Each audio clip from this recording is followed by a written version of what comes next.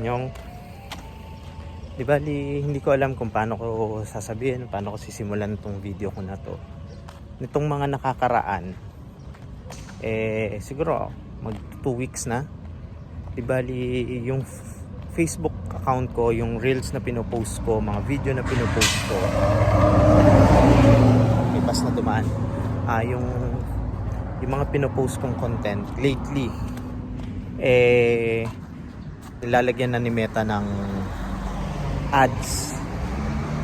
Nagtataka naman ako sa tagal-tagal ng panahon, hindi pa naman ako monetize. Meron lang akong stars, pero mostly asawa ko lang naman yung sumusuport dun sa pagbibigay ng stars. Mahal na mahal ko yung asawa ko. At yun, pagdating sa ads on reels, sa bonus, tsaka yun, hindi pa ako monetize. Kaya nagtataka nga kami. Ayan, papakita ko yung mga screenshot ko dun sa yan nyo.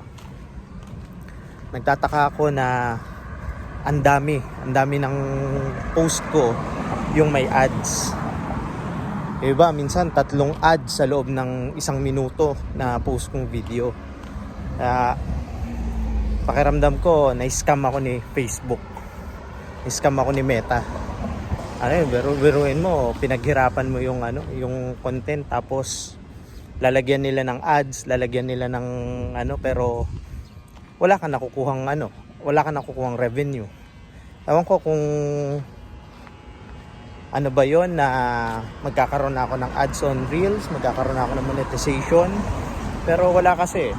Tapos nung chinek ko yung monetization tools, may suggestion doon na parang kung gusto ko raw bang pumasok sa program ng ads on reels, kung gusto ko bang mag-apply dun sa bonuses, tinry ko. At habang inaano ko yon, habang on process yon, tuloy-tuloy pa rin yung ads. Tapos may biglang dumating na notification. Yan.